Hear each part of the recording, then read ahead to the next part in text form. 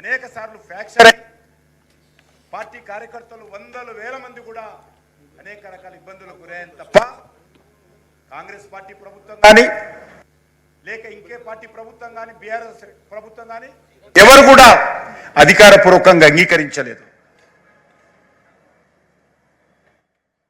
మరి చివరకు నేను కల్చర్ మినిస్ట్రీస్ అయిన తర్వాత, సాంస్కృతిక శాఖ మంత్రి అయిన తర్వాత ప్రధానమంత్రి గారిని, హోంమంత్రి గారితో మాట్లాడి రాష్ట్ర ప్రభుత్వము ఈ యొక్క హైదరాబాద్ లిబరేషన్ డే ఉత్సవాలు జరపడానికి సిద్ధంగా లేరు. ఒక వ్యక్తి జన్మదిన ఉత్సవాలు జరుపుకుంటారు, దేశానికి స్వాతంత్రం వచ్చినటువంటి 15th ఆగస్టు జరుపుకుంటాము, తెలంగాణ ఫార్మేషన్ డే జరుపుకుంటాము.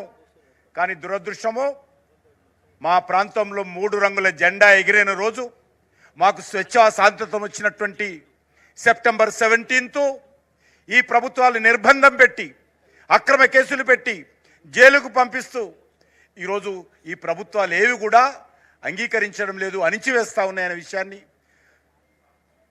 ప్రధానమంత్రి గారు చెప్పిన తర్వాత ఏ మాత్రం ఆలస్యం చేయకుండా రాష్ట్ర ప్రభుత్వాలు ముందుకొచ్చినా రాకపోయినా కేంద్ర ప్రభుత్వం తరఫున సాంస్కృతిక శాఖ ఆధ్వర్యంలో మీరు చెయ్యండి అని చెప్పి ప్రధానమంత్రి గారు మరి ఆదేశించడం జరిగింది.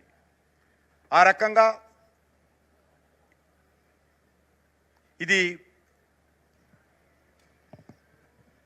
3వ సంవత్సరం. అంతకుముందు మామూలుగా చేసినప్పటికీ ఒక ఉత్సవం లాగా, స్వాతంత్ర ఉత్సవం లాగా ఈ యొక్క పరేడ్ గ్రౌండ్లో మరి కార్యక్రమం నిర్వహించాము. సర్దార్ వల్లభాయ్ పటేల్ సెప్టెంబర్ 17th ఏ రకంగా వారి నేతృత్వంలో ఇక్కడ హైదరాబాద్ లిబరేషన్ జరిగిందో, తెలంగాణ విమోచన జరిగిందో, ఈనాటి హోంమంత్రి అయినటువంటి అమిత్ షా గారి నేతృత్వంలో 2023లో ఇదే పరేడ్ గ్రౌండ్లో కేంద్ర ప్రభుత్వం ఆధ్వర్యంలో బాజాప్తా ఈ యొక్క ఉత్సవాలు నిర్వహించడం జరిగింది. ఇది 3వ సంవత్సరం. ఏ మిలిటరీ అయితే, ఏ భారత సైన్యం అయితే నిజాం మీద యుద్ధం ప్రకటించి పోలీస్ యాక్షన్ పేరుతో ఇక్కడ ప్రజలకు రక్షించి ఇక్కడ 3 రంగుల జెండా ఎగరేసిందో, ఏ మిలిటరీ అయితే ఎగరేసిందో, ఆ ఆర్మీకి సంబంధించినటువంటి రక్షణ శాఖ మంత్రి రేపు ఇదే పరేడ్ గ్రౌండ్కు రానున్నారని మనం చేస్తా ఉన్నాను. వారి సమక్షంలో ఈ యొక్క కార్యక్రమం జరగబోతా ఉంది. చాలా సంతోషకరమైన అంశం. ప్రభుత్వాలు ఇంకా దిగిరాలేదు కాబట్టి ఈరోజు ఈ యొక్క చరిత్రను అటు మీడియా దృష్టి కానీ, ఇటు ప్రజల దృష్టి కానీ, అటు సమాజం దృష్టి కానీ, ఇటు దేశం దృష్టి కానీ ఆకర్షించేటువంటి ప్రయత్నము, మద్దతు కూడగట్టేటువంటి ప్రయత్నము 1998లో ప్రారంభించాము. ఈరోజు కేంద్ర ప్రభుత్వం చేస్తూ ఉంది.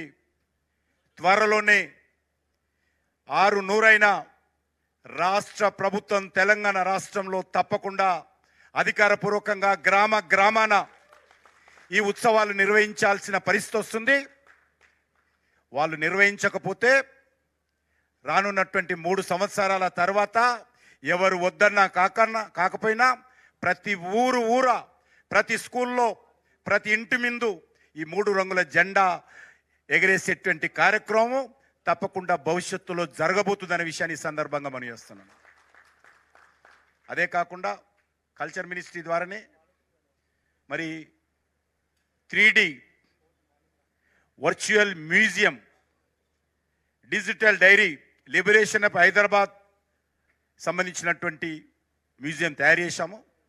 నేను ప్రజలందరినీ కోరుతా ఉన్నాను, దానికి సంబంధించినటువంటి డీటెయిల్స్ తీసుకోండి. లింకు ఊరు ప్రతి ఇంట్లో ఈ పిల్లలకు, ఇంట్లో ఉన్నటువంటి కుటుంబ సభ్యులకు, మీ స్నేహితులకు, ప్రతి స్కూల్లో, ప్రతి కాలేజీలో కూడా ఆ మ్యూజియం చూయించాల్సిందిగా కోరుతా ఉన్నాను. ఇప్పుడే గవర్నర్ గారు ఆ యొక్క మ్యూజియంను ప్రారంభించడం జరిగింది.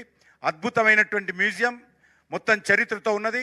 అందరూ కూడా మ్యూజియం ఒకటి కాకపోతే 2 సార్లు చూసి మరి చరిత్ర తెలుసుకోవాల్సిందిగా నేను అందరిని కోరుతా ఉన్నాను.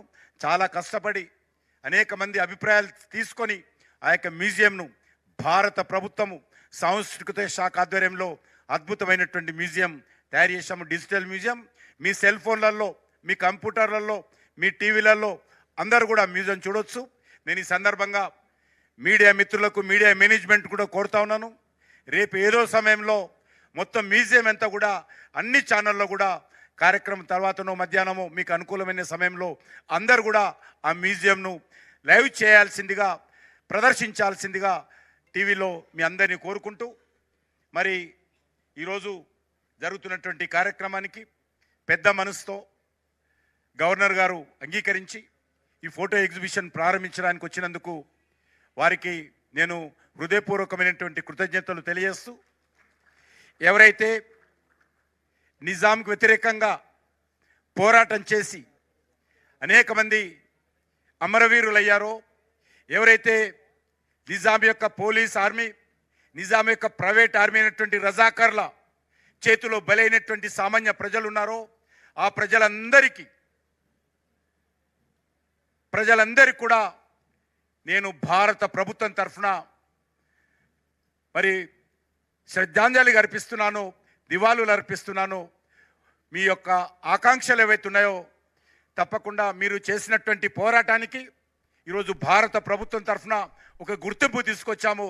మీరు చేసినటువంటి త్యాగాలు గతంలో ఉన్నటువంటి ప్రభుత్వం